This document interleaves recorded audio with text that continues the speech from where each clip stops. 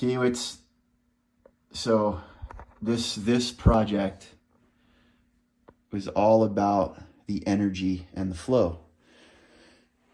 Clients, friends, fucking awesome people, happy humans that respect and appreciate craft. So super fucking tight tolerances, man.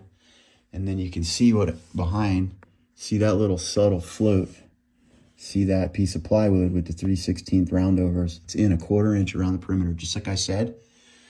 Just that little bit, man. That little 3/4 inch by 1/4 inch air gap as far as the light's concerned. And it's a whole different friggin' ball game. But it's kind of cool to look at this, right? How this works with the fridge. A lot of that was serendipitous. It was based on design, right? So originally, I had my head all the way up my ass. Like I could see my fucking lower intestine where it connected with my lower part of my stomach. That's how far my head was. I figured 20 panels.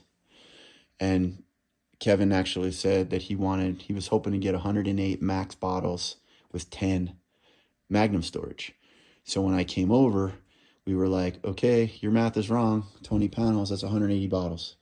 So we took out a row and then we shifted this up. So he's got the fridge with the storage there.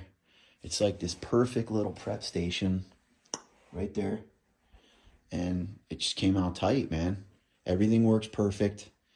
You know, each one of these guys has that movability to come out, right? So the design could be rearranged. And it came out as perfect as possible, you know? So this is going to be one of the last, man, construction projects for a really long time.